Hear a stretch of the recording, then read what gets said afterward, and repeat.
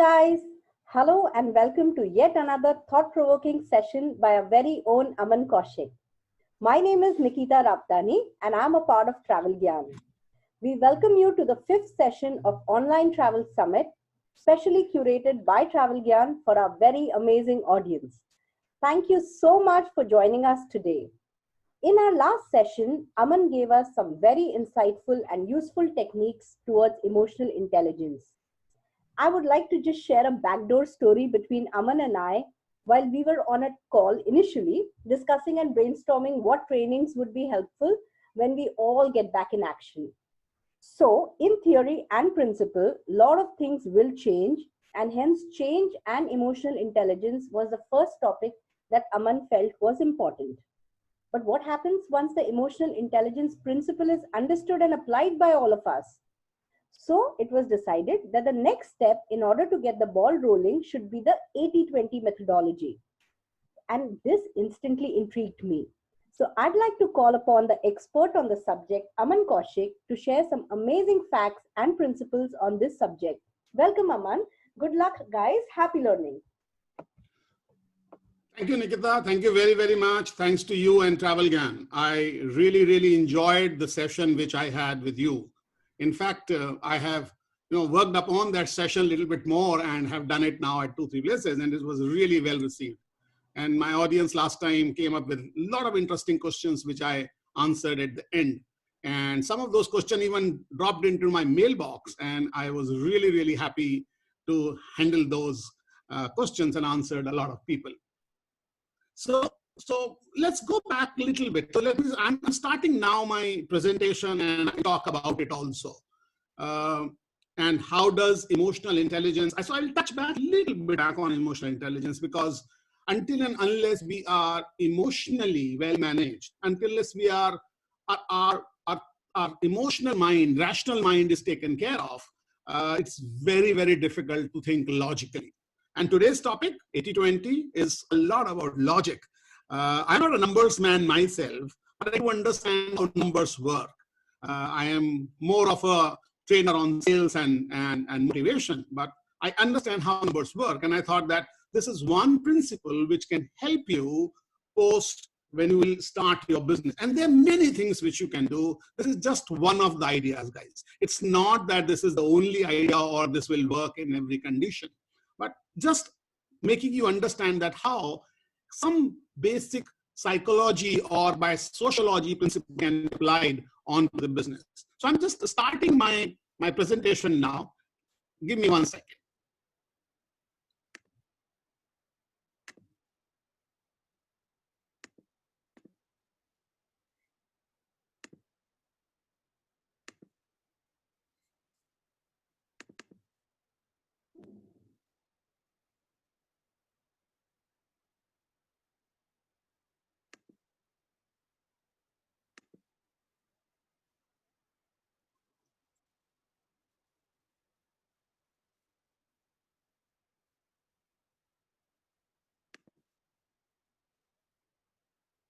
Hi, Nikita, will you confirm is my presentation visible? Yes, it's visible. Okay. Thank you very much. Sorry for this small delay. So before we start onto 80-20 principle, I would really like to have a little bit come back on emotional intelligence. And I would say that we all need to remember in these troublesome times that humankind has overcome harder tests than this COVID-19 has been. The only difference lies in that now we live in a globalized world. So this has become a globalized pandemic, and it has become very fast. So that's a little bit of a disadvantage of globalization. But the advantage is that we believe that because it's a globalized problem, the solution will also be globalized, and we will be able to come out of it faster than we have come out from any other pandemic or a situation before us. If you remember, we talked about that, how it is making us anxious, uncertain, stressed, and that's bringing in the emotion of the panic, anxiety, breakdown, sick, and they're feeling fearful. And I don't know whether I said that earlier. I would like to say it again, in case I have said it earlier. that fear is something which is the I would say, most powerful emotion we have. And incidentally, some of my friends have broken down into something which we call FEAR, that is false evidence appearing real. So if anybody is feeling fearful, please understand it may be more of a perception than a reality. And it's not, I'm not saying that it is not there.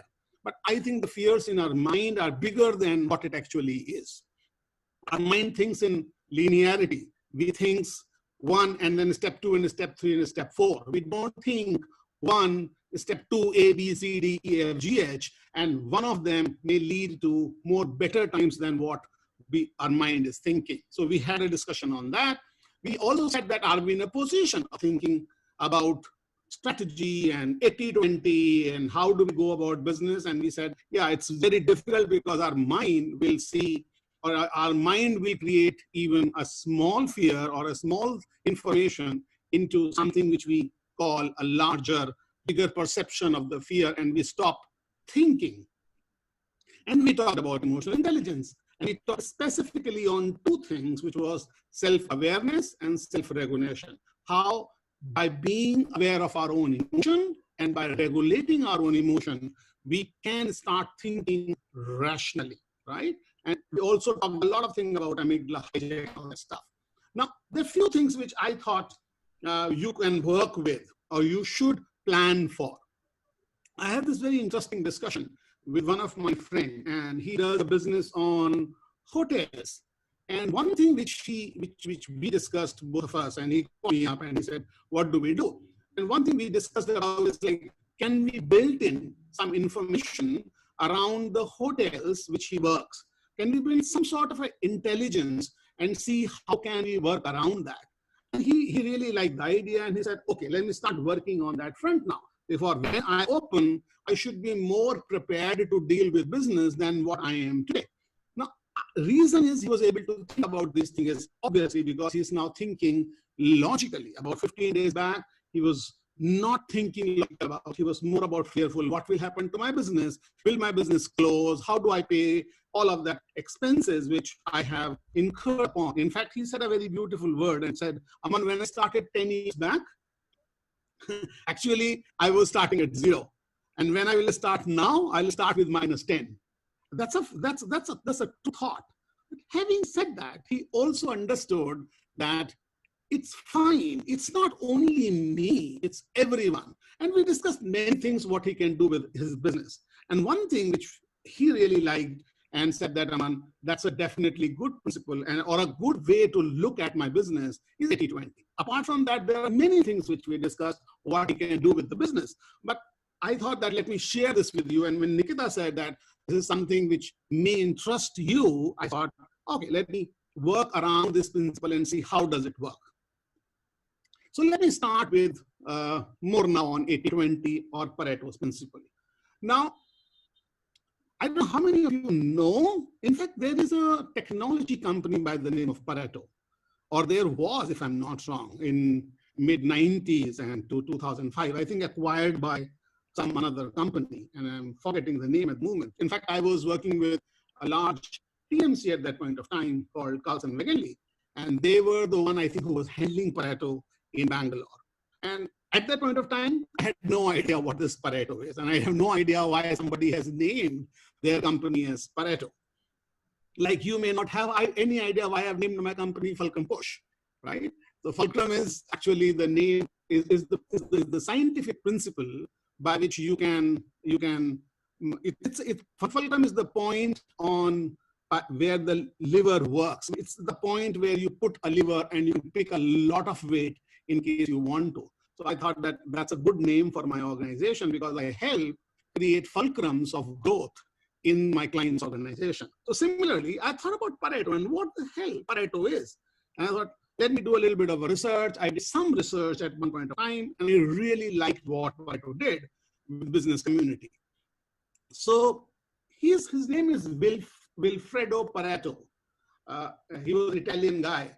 So he was more of a statistician, and he did a small study at one point of time, and he found out that 20% of Italians hold 80% of Italy's wealth. Now that's something which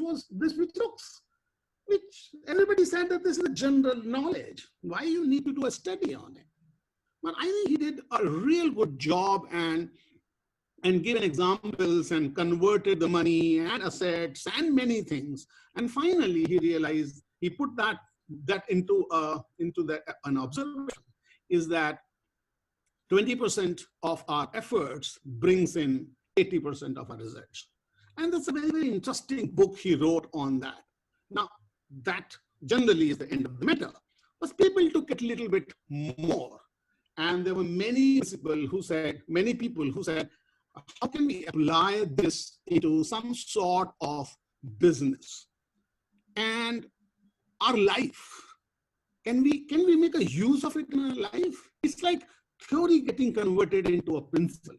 So if many of you, I'm sure, read books, and some of those books look phenomenally theoretical.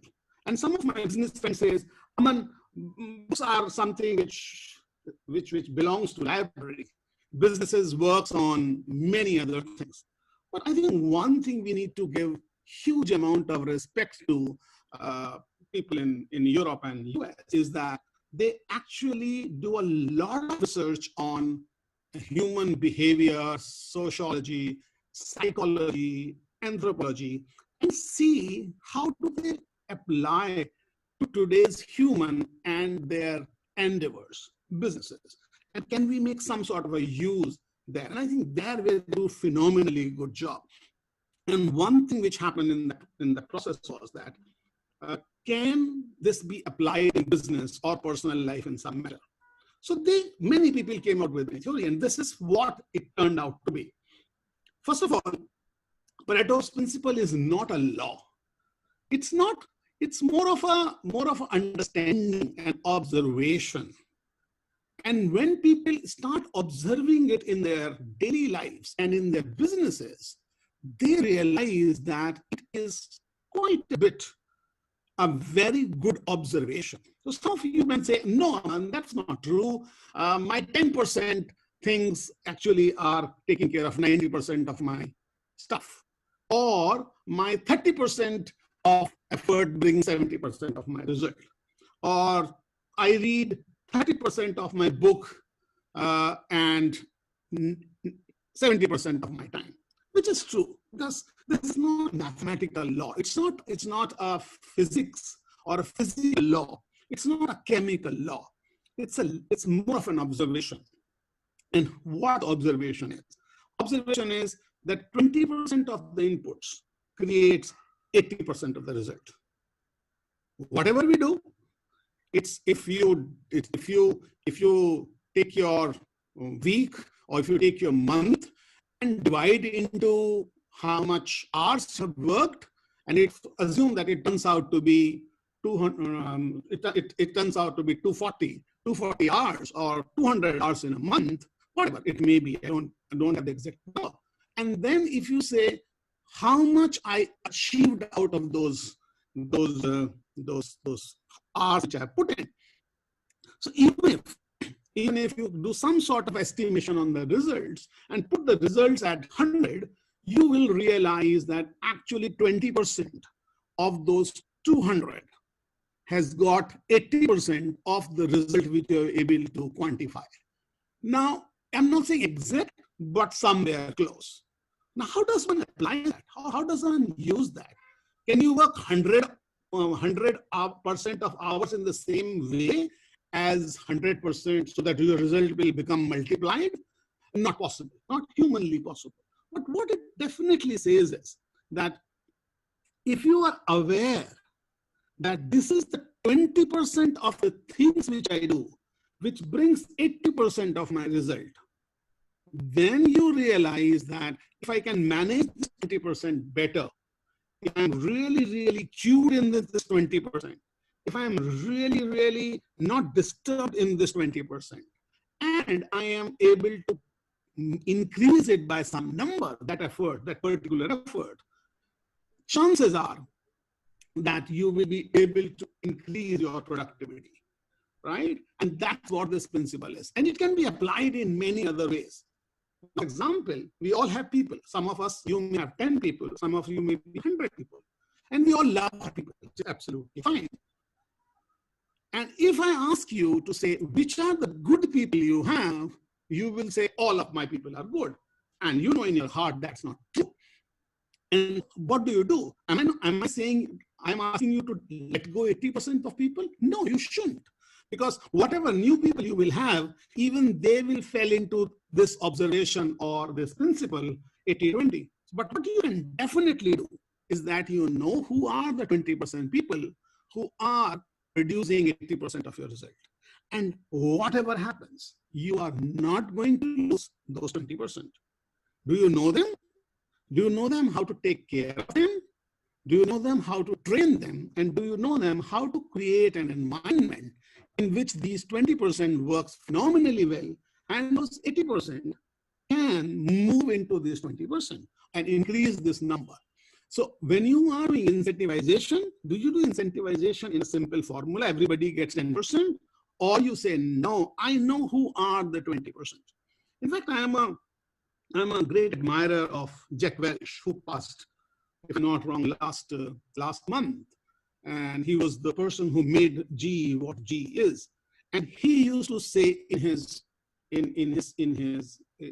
discussions on the incentivization of his people, and he used to call managers and say, if you can identify 20% on the top who give you best results and 20% at the below without whom you can manage if they're not in the company, and 60% you know who can go the above 20% or lower 20%, that's how I want you to know your teams and your people, right? So again, little bit more application of the same principle. If you look, Jack Welch have done, he realized 20-80, but he has put another 20 carved out from the 80 itself and say, they may be the people who, even if they go, it doesn't matter, right? You may say, Aman, I have only 3 people and I've got only 5 people. How do I apply this 80-20? In fact, my 100% is so low that it doesn't work for me. And I agree with you completely. It may not work in that front. But having said that, even if you're 5, there was one person, and that person may be you, right? Is the person who brings in 80% of the result. You should know that. That's important. Similarly, in your customers, who are your customers? And do you know your customers? Sometimes what happens is we actually subsidize good customers or misuse good customers in order to take care of maybe a bad customer. You may have a reason for dealing with them, which is absolutely fine, but do you know them? So if tomorrow, and this is, I have a friend and one of my mentors in Carlson Wakeley Travel. And he used to say, Aman, and we were, at one point of time, I don't know, still, but there were a lot of texts which still goes in the market, and definitely in the business of TMC. And my mentor, he used to say, Aman, if you know which 20% you target will take care of 80% of your debt or your collections, that was the word, you are doing a good job. I think that way it works very, very well. And it doesn't mean that we don't work on remaining 80%. We should, but our focus will be on 20% of customer who definitely owns or uses 80% of our credit. And we know if those customers you can compare with, are these the same customer who are doing 20% of my customers are doing have the 80% of my credit, is the same 20% also gives me 80% of my revenue? If that matches, you are in a safe hand because at least you're making money out of them to whom you are giving the credit. But if you're 20% of the customer who gets you 80% of the revenue are different from some percentage from 20% of your customers who are giving 80 or using 80% of your credit, if some people fall in that black, you need to look at them. Do you really want them? Because they fall on the right place on the wrong place in the credit and maybe giving you a lot of business. And you may have a different reason for continue working with them. That's fine. That's okay. You take that decision. But do you know Similarly, if you really want to reduce cost, some people like to reduce cost and they end up reducing cost and feel happy on the areas where cost section doesn't matter that much, right? I want to save on my printing paper. I'm not saying we should not save, we should save, but that will not give you the right saving. If you really want to save, you have to look at the items which contributes 80% of to your cost. And some of you say, Aman, we know that very, very well. We don't know how to reduce it. I understand that very, very well. Everybody knows that it is the 2, 3 items, 4 items in our payroll or in our expense sheet, which contributes almost 80% of our cost. Having said that, if you don't work there, cost won't be able to contain. And I think you should know that. For example, one of my clients, one thing which they just 1 year, they were doing a good business, but one area where they were really struggling is the financial costs. We understood that, but we have no way to manage financial cost in just 1 month. But once we all decided, me and the clients and we did a small created team of people, and we said, let's work on this cost. This financial cost cannot go away because that's business. That's how we do business. But once we are aware of it, that it actually is eating out of our profits, and you all may be knowing that, but there was a constant, regular effort on managing that particular cost. Anything which was detrimental to that particular cost, we said, no, that's not. We want to manage this one, and that impacted quite a bit, if not completely. I think again, this is the principle you should know. That's the only thing I am saying.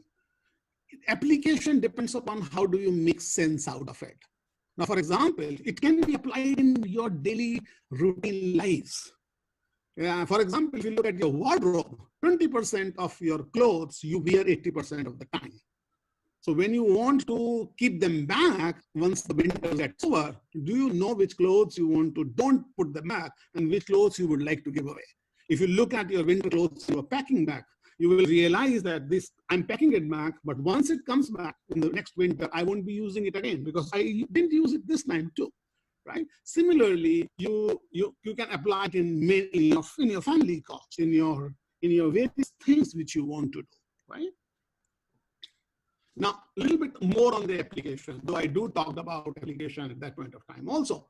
So 20% of your worker contribute 80% of your result. Now, that means you need to focus on rewarding these employees. Some of you may say, Aman, if I only look at these 20% employees and don't give incentive, appraisal, care to my other employees, I will lose quite a bit. You will, but remember, you will only lose 20%. Having said that, what you can definitely do is that you can handle those 20% differently. You can manage those 20% differently without offending the 80%, but and that's very, very important. Don't make it obvious. Don't go to your office and say, oh, I have learned this new principle, and here is this guy called Aman Kaushik, and who talked about that 80% of my people doesn't do much work, right? It doesn't work that way. Life doesn't work that way. Similarly, focus on 20% customers. Understand them more, satisfy their needs, do the analysis of them. And I'm not saying again that you don't take care of the 80%. Do take care of the 80%, but it is the 20% from which you are making money. You make sure you don't lose any one of them. Whether you bend down or, for example, when you reboot again on the month of, I don't know, but whatever day, you would like to call this 20% first. You would like to meet this 20% first. You would like to understand this 20% first. You would like to have some sort of a connection with this 20% first. That's important. Again, you can do the other thing also. For example, you can meet someone from the 80% too. However, that will not be your priority. If you need to meet 3 times, or that's the capability you have, or that's the effort you can put in, if you have to meet 3 times in a month any customer, it will be these 20% you will meet 3 times. Definitely. If you still have time, effort, energy, you can meet some of those 80% too. That's absolutely fine. Logistically, that is possible. But work on those 20% because they bring in the best revenue. Similarly, is on the cost.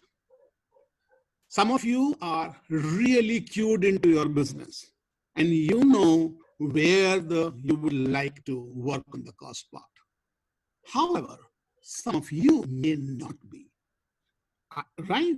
And some of you would like to work on the cost and see how you can manage those 20% items, which are 80% of your cost. And that's how you will be able to reboot this business back again. There are many other things which you can do. And I would like to talk about those things later sometime. There are many, many business principles which you can apply into your business. This is all education. Anybody can give you, a book can give you, for example, if you read 80-20 book yourself, you won't require me to interpret it for you.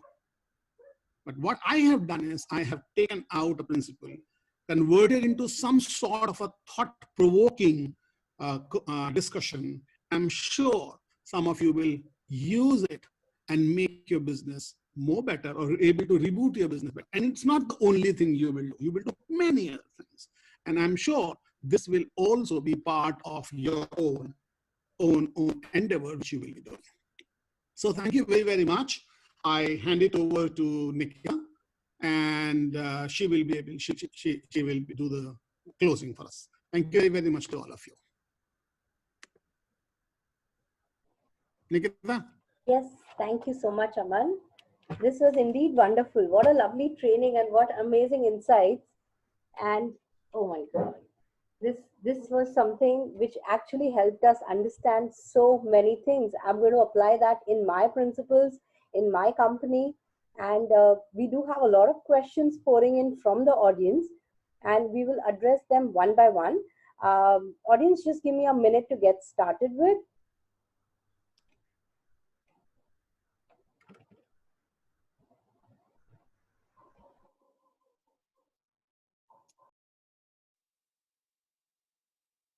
So, Aman, the first question for you is by Abhishek Sengupta from Unveil Voyages Hotel Travel. And his question is, at present situation, 20% of the companies who have 80% business are in that situation. How would you like us to tackle the situation? Thank you, Abhishek. It's a lovely question. Let me try to answer it. If your company, which is, if I am not wrong, is On's Voyages Hotel, falls in the category of the 20% who have the remaining, or 80% who have remaining 20% business. So that means you are maybe in a good position because you yourself are saying that companies which are having 80% or total of the 80% business are in bad shape. I think what you can do is you can look which of those companies will actually wind up. And if you are in a position to capture that business, I think that will be a great idea for you to do. And look at those companies which at the moment have a high volume business but won't be able to survive post the COVID-19. And do you see an opportunity to grab from those companies and start your business back again? Yes, absolutely. It makes sense. Nikita. Thanks, Aman. There is one more question, and this is, just 1 second, let me pull it out.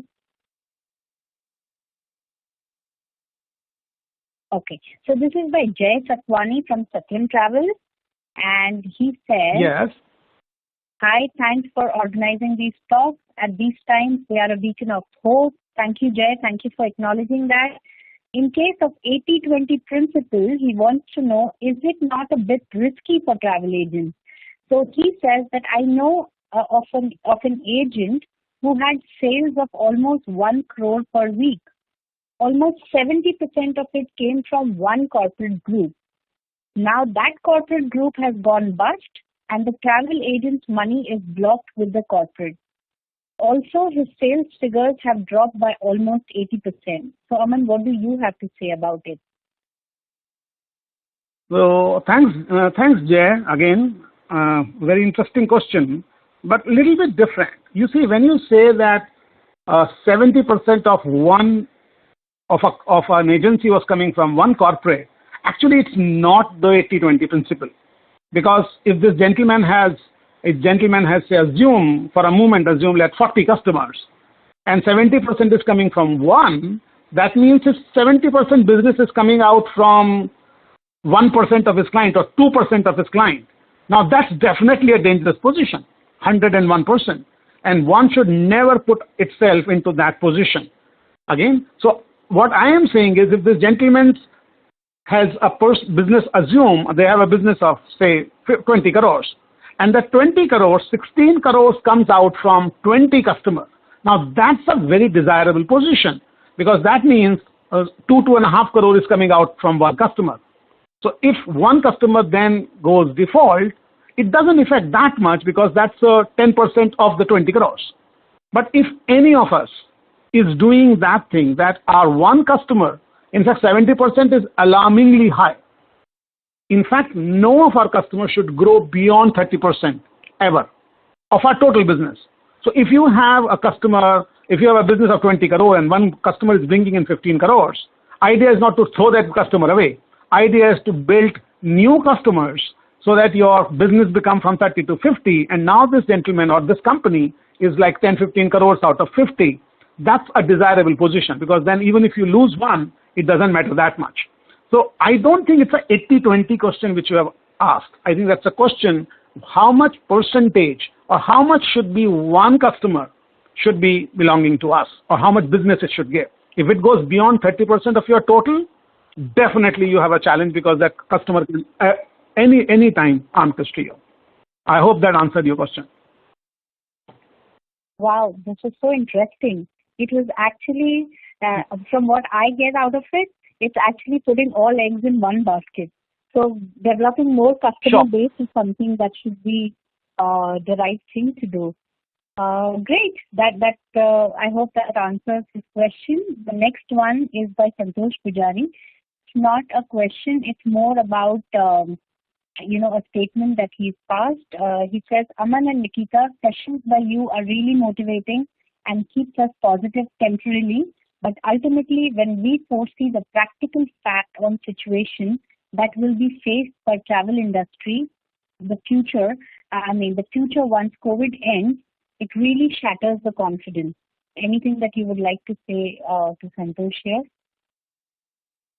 Santosh, I do understand. If I'm in your position, and I think most of us are in this position, however high our confidence we try to boost up, and we need to continue doing that.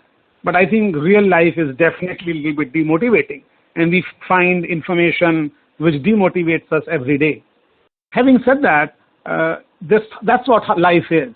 It's not about, life doesn't end on one day and say start feeling high and we continue feeling high. I think it goes up and down and up and down. Idea is not let that down make you down so much that you lose hope.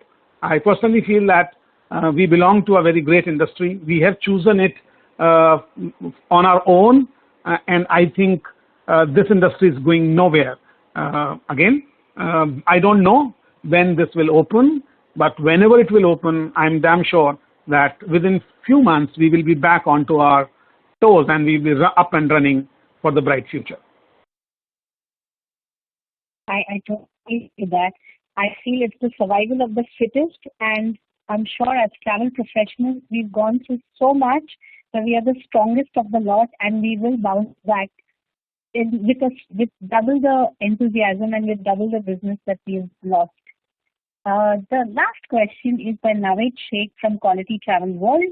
Again, it's more like a question where he says, as travel agents, what would be your suggestion for restarting once the world lockdown is over? I think my suggestion would be nowadays now.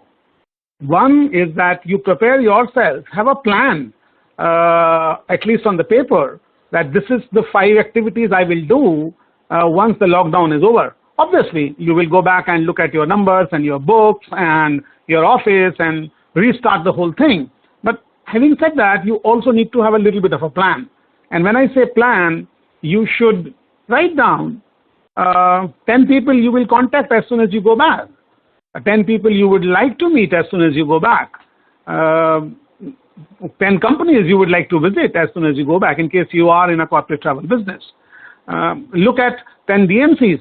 And somebody asked in that Q&A that what does the DMC stands for. DMC is Destination Management Company, right? So that's just to answer the gentleman who asked that. So you should look at what do I do when I go back? I know there won't be phones ringing for bookings for sure. But can you ring some phones and talk to people? And again, I would say as a travel agent, I would not talk to people and say, please travel. It's difficult, but just say hello, hi to people and say, sir, we are here, we are back open again. And in case you have something for us, we'll be more than happy to look at it. I think that's the only thing we can do. Great, Aman. Thank you so much for this. Guys, when saying KBC, Samay Samapti ki Ghoshna, we will have to stop the Q&A here. Although we would love to go on. Sure. All the questions that are being said, Aman would take that offline and he would reply to that.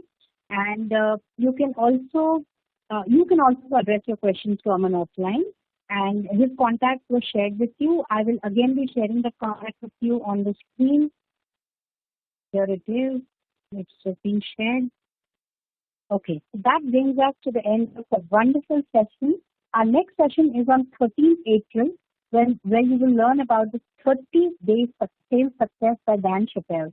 I will see you all online on 13th next. Thank you once again, Aman, and thank you, audience, for joining in and bearing with us for the repeat that happened. We really appreciate your patience, and we really are always grateful for you guys to join in and support us and learn. And you guys are always wonderful. This is Nikita Rawtani. Thank you so much. Thank you. Thanks.